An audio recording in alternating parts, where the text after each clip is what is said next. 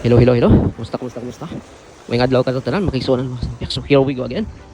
Boy, America Duterte loyalist. Okay, good. Ja. Tuwa doon na dogbo. Tuwa sa itong magkakabig kaluya. Lagi mo mapulong mo guys. Time check, it is now 11:53 in the morning as of this recording. 12 of February 2025. Wednesday na po. Dito sa Brooklyn, New York. So, makasabi ka na ba nating pag-uusapan ngayon? So before anything else, kayo ay inanyayahan ko na magsampik mo lang itong muntik ko dyan. At as always, ito yung lagi kong sinasabi na your health is your wealth. Kasi aanhin naman natin itong buhay na hiram sa atin. Hiram natin sa may kapal. Kung meron tayong mga debilitating illnesses or life-threatening diseases, hindi natin ma-enjoy ang lahat ng ito. So, beware magkasakit. Lalong-lalo na dyan. Yung PhilHealth, bankrupt na. Wala na tayo dyan. Pag nagkakasakit tayo, kakarampot na ipon natin, mag-negative pa, uutang pa tayo. Kung baga wala tayong mapupuntahan dyan. Bawal magkasakit muna. So, ano pang pwede natin pag-usapan ngayon? Anyway, so alam naman natin na kamakailan lang napasok po or na-electrocuted po itong mga lawmakers natin dyan sa Pilipinas na pumirma ng impeachment versus Inday Sara. So ngayon, ang nangyari, todo paliwanag yung iba sa kanilang mga constituents, sa kanilang mga distrito. Kagaya na lang ng nangyari kay kasi di ba alam naman natin diyan sa Pilipinas ang lakas talaga ng mga Duterte sa when it comes to diyan sa bandang Mindanao at Visayas, pero marami ding pumirma ng impeachment sa kahit sa Mindanao, pero sa Visayas siyam yata ng mga lawmakers na pumirma diyan ng impeachment, kontra Inday Sara.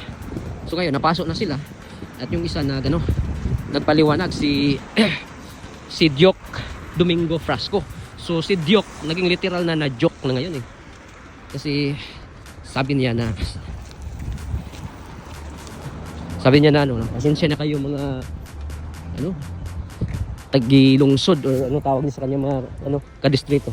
Sabi niya pasensya na kayo na pumirma ko dyan sa impeachment kasi para sa inyo, kayo yung inalala ko kasi matatanggalan kasi tayo or kami ng proyekto pag hindi kami magpirma.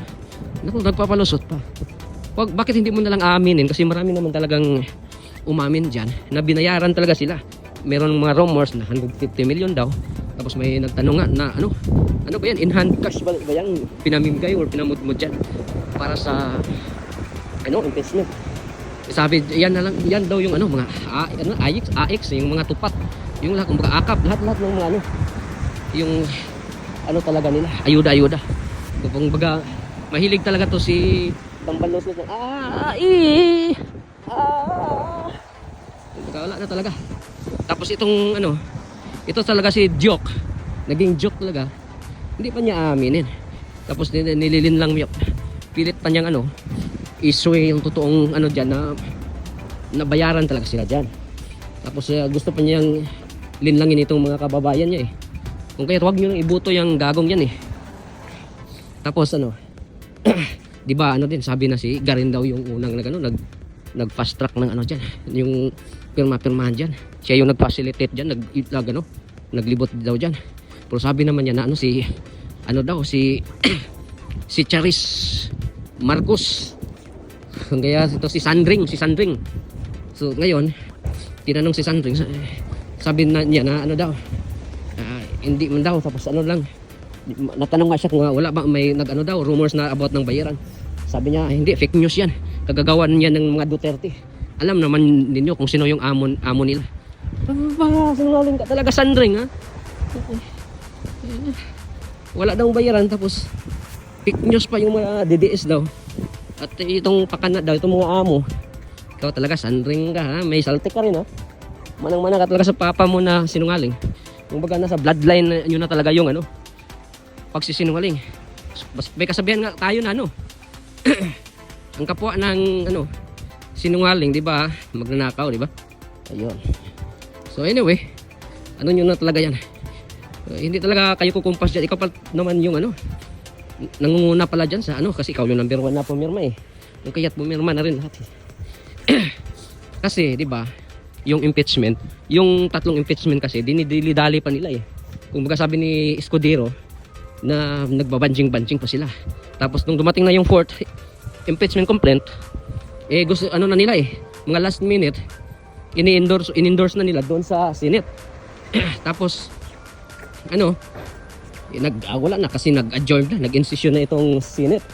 At ngayon, ura-urada sila, gusto nang magsimula kaagad tong yan yung dahilan kung bakit nyo yan dinidili-dali. Hindi kasi yan yung kagagawa ng mga Quadcom. Kasi naghanap kasi kayo ng ng simpatsya ng taong bayan. O nagdadrama-drama pa kasi kayo diyan sa Quadcom. Hindi talaga gumana yung mga drama nyo dyan.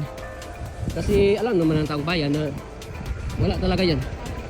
So ngayon, itong pang-apat na complaint, gusto nyo ng ura-urada kasi nang dahil na rin yan sa nangyari na BICAM report na itong mga blanco-blanco. Kumbaga para din matapakan itong matabunan itong mga isyu. Kung kaya yun nag-fast track na si Martin talaga about impeachment. Kumbaga hindi na niya kinilala itong mga iglesia ni Cristo kasi sabi nga ni Dilima, mga minority lang yan yun yung totoo dyan. Tapos pag sila yung tatanungin mo, sasabihin din nila hindi yung dalawang kaso dyan sa GAA at saka itong yung pag-filed nila ng dyan sa Supreme Court para magiging invalido, at saka yung kaso nila kay Tamba, kay Manix Dalipi nila ni Kimbo, kasama sila dyan, lang yan, diversionary tactic para hindi mapag-usapan itong impeachment ni Inday Sara. Sino maniniwala sa inyo? Kayo talaga yung totoong dyan, diversionary dyan tactics. Kasi nung nalaman nung pinagagawa nyo yung mga blanco-blanco, dyan naman kayo nag-endorse ng na impeachment. Di ba parang hindi na nga mag-prosper yung impeachment may misa yan. So mga kasampla, titingnan lang natin kung talaga yung kahinatnan nitong lahat ng ito. Kasi di ba in obsession na babalik sila mga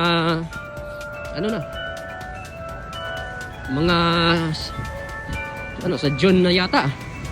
Tapos ang mangyayari sa June 30 or June 31st, may June 31st ba sa June yata magsusunan na naman si Bobong Marcos.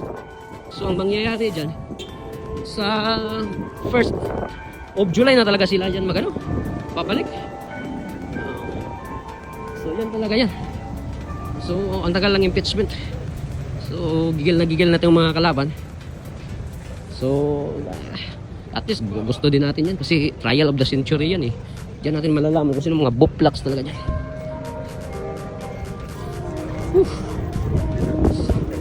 Lamig. Sobrang lamig nga dito. Pero pag mga March or May, spring, tapos summer by June. So, ganda na dito. So ngayon, malamig pa So anyway, mga kasampiak, hanggang dito lang muna tayo. Huwag masid-masid lang tayo kasi wala na tayong magagawa dyan. Ganito na talagang bayan natin. Nandito na tayo sa panahon ng bagoong Pilipinas. So maraming salamat po. God bless po sa ating lahat.